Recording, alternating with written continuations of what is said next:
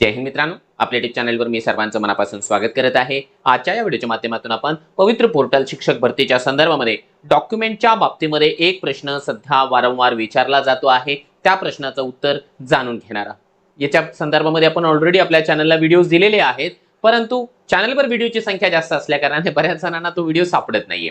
तो प्रश्न म्हणजे कन्व्हर्जन सर्टिफिकेट कोणाला लागणार आहे, कारण निवड झाल्याच्या नंतर सर्वात महत्त्वाचा मुद्दा आहे डॉक्युमेंट व्हेरिफिकेशनचा। तर त्या संदर्भामध्ये आपण डिटेल्स मध्ये माहिती पाहणार आहोत, परंतु आपल्याला शिक्षक भरतीच्या संदर्भामध्ये हवं असेल स्पेशल अशा प्रकारचं मार्गदर्शन, तर तुमच्यासाठी जे आहे मास्टर टीचर प्लॅटफॉर्मवरती गायडन्स बॅच अवेलेबल आहे। या बॅच मध्ये तुम्हाला स्पेशल असं मार्गदर्शन शिक्षक भरतीच्या संदर्भामध्ये दिल्या जाणार आहे। मग तो व्हिडिओची सिरीज असेल, पसंती क्रमाची स्ट्रॅटेजी असेल, लाईव्ह सेशनच्या माध्यमातून देण्यात येणारे तुम्हाला उत्तरे असेल, किंवा मुलाखतीसाठी केलं जाणारा गायडन्स असेल, सगळ्या बाबतीमध्ये तुम्हाला मार्गदर्शन मिळणार आहे। तुम्हाला जर ही बॅच जॉईन करायची असेल तर आजच प्ले स्टोर वरून मास्टर टीचर हे जे ॲप आहे डाउनलोड करा, जेणेकरून तुमच्या मनामध्ये शिक्षक भरतीची एकही % भीती शिल्लक राहणार नाही।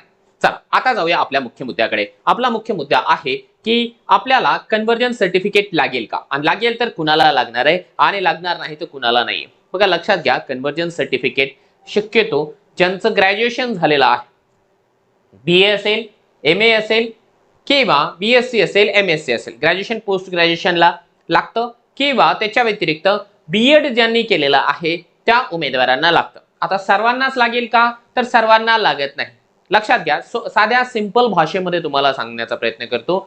ज्या उमेदवारांच्या रिझल्टवर CGPA अशा प्रकारचं मार्क मेन्शन आहे किंवा SGPA आहे, त्या उमेदवारांना कन्व्हर्जन सर्टिफिकेट लागणार आहे।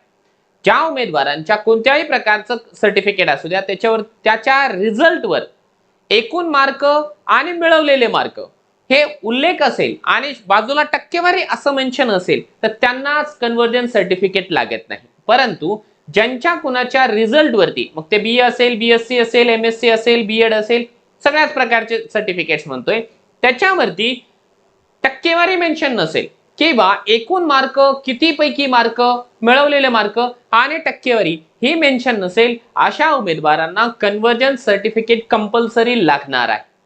आता लक्षात आलं असेल की कुणाला लागणार आहे।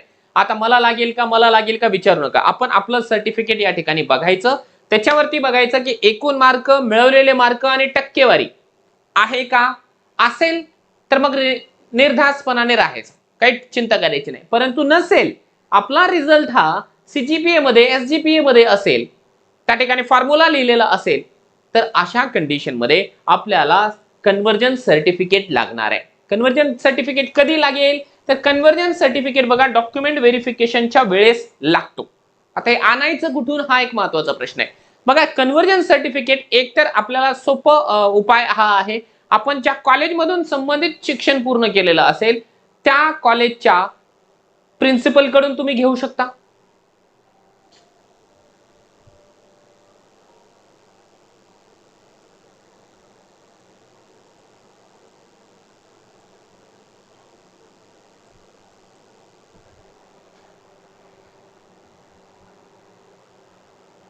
किंवा जर ते प्रिन्सिपल आपल्याला देत नसेल, तर ज्या युनिव्हर्सिटी मधून आपण आपलं ते शिक्षण पूर्ण केलेलं असेल, ते कोणतंही असेल, ग्रॅज्युएशन आहे, पोस्ट ग्रॅज्युएशन आहे, DEd BEd जे काही आहे तुमचं ते शिक्षण, त्यांच्या युनिव्हर्सिटी मधून देखील आपण काढू शकतो।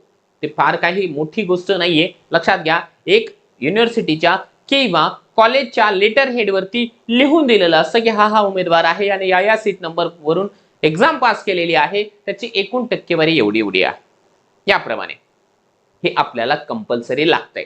आता ज्या वेळेस पवित्र पोर्टलवर सेल्फ सर्टिफिकेशन चालू होतं, त्याही वेळेस मी सेम प्रकारचा व्हिडिओ घेतला होता, परंतु बऱ्याच जणांना वाटलं तर कुठे युनिव्हर्सिटीला जाऊ, कुठे कॉलेजला जाऊ द्या ना। मग अशा कंडिशन मध्ये बऱ्याच उमेदवारांनी काय केलेलं आहे, जेव्हा आपल्याला पवित्र पोर्टलला रजिस्ट्रेशन केले जातं त्यावेळेस आपल्याला मिळालेले मार्क, एकूण मार्क आणि टक्केवारी विचारल्या जात होती। त्यावेळेस तुम्ही त्या सर्टिफिकेटवर जे काही आहे थातुरमातुर ते टाकून दिलेलं आहे। अशा कंडिशन मध्ये जर आपली पर्सेंटेज चुकलेली असेल, लक्षात घ्या, जर आपली पर्सेंटेज चुकलेली असेल तर आपल्याला भविष्यामध्ये थोडासा त्रास या ठिकाणी होऊ शकतो। कारण आपण काय करतो की सिलेक्शन यादीमध्ये आलो म्हणून आनंदोत्सव साजरा करतो, पण तसं व्हायला नकोय। त्याच्यानंतर जर डॉक्युमेंट व्हेरिफिकेशन मध्ये आपल्या गडबड झाली तर निश्चितपणाने आपण जे आहे भरतीच्या बाहेरही जाऊ शकतो. मग आता तुम्ही म्हणाल सर आम्ही नेमकं काय करायचं, तर लक्षात घ्या 2-3% जर मागे पुढे झालेलं असेल आज माझी सर्वांना विनंती आहे, सर्वांना त्रास होईल थोडाफार, कॉलेजला जा, युनिव्हर्सिटीला जा, 1-2 चक्रा मारा, त्या गोष्टी होतील, परंतु डॉक्युमेंट व्हेरिफिकेशनला अजून किमान 1 महिन्याचा कालावधी बाकी आहे. तोपर्यंत आपलं हे जे डॉक्युमेंट आहे कन्व्हर्जनचं सर्टिफिकेट ते जमा करून ठेवा, कोणत्याही परिस्थितीमध्ये जमा करून ठेवा, म्हणजे डॉक्युमेंट व्हेरिफिकेशनच्या दिवशी आपल्याला अडचण निर्माण होणार नाही.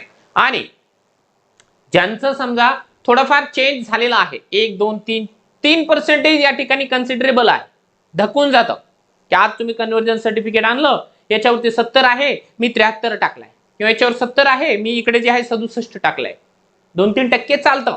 पण ज्यांचा फारच मोठा प्रॉब्लेम झालेला आहे मग त्यांनी काय करायचं, ज्यांचं मग उदाहरणार्थ काय होतं की या ठिकाणी फर्स्ट क्लास तुम्ही टाकलेला आहे, फर्स्ट क्लास, ठीक आहे. आता तुम्ही जर कन्व्हर्जन सर्टिफिकेट आणलं त्याच्यामध्ये जे आहे 5 क्लास निघालाय, मग हा मोठा डिफरन्स आहे ना, हा मोठा डिफरन्स आहे. कारण आपल्याला माहिती आहे की आपण काही विशिष्ट क्लासेस साठी जे आहे फर्स्ट क्लास असेल तर पात्र असतो, 5 क्लास असेल तर पात्रच नसतोय. मग तुम्हाला प्रेफरन्सेस या ठिकाणी चुकीचे येऊ शकतात. त्यासाठी आपल्याला काय करायचं आहे, मग चुकीचे प्रेफरन्सेस आले तर मग आपल्याला याला जे आहे चुकीच्या प्रेफरन्सेसच्या बेसिसवर, म्हणजे चुकीच्या क्वालिफिकेशनच्या बेसिसवर जर आपल्याला या ठिकाणी प्रेफरन्सेस आले त्याला मग लॉक करायचं नाही. लक्षात घ्या, त्याला लॉक करायचं नाही.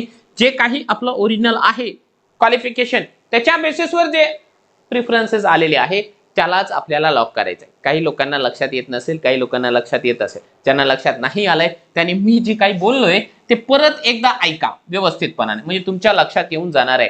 असे बरेच उमेदवार असे आहेत की ज्यांना डॉक्युमेंटचे प्रॉब्लेम माहीतच नाहीये, म्हणून जे आहे आपण वारंवार जे आहे सांगतोय की या बॅच मध्ये आपण एक व्यक्तीचा 100% प्रश्न या ठिकाणी टॅकल करतोय, त्यांना गायडन्स करतोय की कुणाचा काय प्रॉब्लेम आहे. सगळे प्रॉब्लेम, अगदी छोट्यातल्या छोट्या प्रॉब्लेम पासून मोठ्यातला मोठा प्रॉब्लेम आपण या ठिकाणी डिस्कस करतो, तुम्हाला समजावून सांगतो. यदा कदाचित आता चूक झालेली आहे, आता पवित्र पोर्टलला एडिटचा चान्स मिळणार आहे का, नाही मिळणार आहे, एडिटचा चान्स मिळणार नाहीये. मग तरी देखील आपल्याला जर चांगले मार्क असेल, आपलं नाव मेरिट यादीमध्ये आलेलं असेल तर आपण डिस्क्वालिफाय होऊ नये, किंवा प्रेफरन्सेस देण्याच्या पूर्वी आपण काय स्ट्रॅटेजी यूज करू शकतो जेणेकरून आपलं सिलेक्शन या ठिकाणी झाल्यानंतर आपण डीव्ही मधून क्लिअर निघू शकू, है ना. अगदी प्रॅक्टिकल बेसिसवरती या गोष्टींवर देखील आपण डिस्कस करतो. उदाहरणार्थ जे आहे एखादं चुकीचं क्वालिफिकेशन तुम्ही टाकलं तर मग चुकीच्या क्वालिफिकेशनच्या बेसिसवर आलेलं प्रेफरन्स जे आहे आपल्याला लॉक करायचं नाही. जे आपलं क्वालिफिकेशन रिअल मधलं आहे त्याच्या बेसिसवर आलेले जे काही पसंतीक्रम आहे तेवढेच पसंतीक्रम आपल्याला लॉक करायचे. अशा बऱ्याच गोष्टी आहेत, प्रत्येक गोष्टीवरती आपण बारकाईने डिस्कशन या ठिकाणी या बॅच मध्ये करत असतो. आपल्याला हवा असेल तर मास्टर टीचर ऍप वरून हे जे गायडन्स बॅच आहे आजच जॉईन करा.